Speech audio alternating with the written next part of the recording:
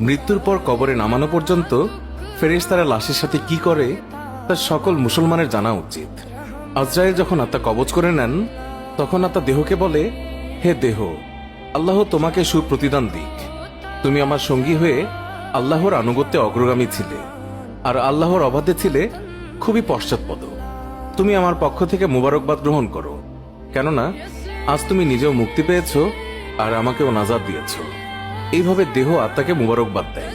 মুমিন বান্দার মৃত্যুতে জমিনের যেই সকল অংশে সে ইবাদত করত সেগুলো কাঁদতে থাকে। আকাশের যেই সকল দুয়ার দিয়ে তার নেক আমল উপরে উঠত সেই সকল দুয়ার তার জন্য কাঁদতে থাকে। যে দরজা দিয়ে তার রিজিক নেমে আসতো সেই দরজাও কাঁদে।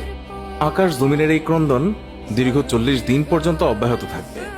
মালাকুল মউত যখন তার আত্মা কবজ করে নেয় তখন তার দেহের হেফাজতের জন্য সেখানে 500 ফেরেশতা দাঁড়িয়ে থাকে। যদি কেউ তার লাশের পাশ ফিরাতে চায় তখন ফেরেশতারাও এই কাজে মানুষের সহযোগিতা করে।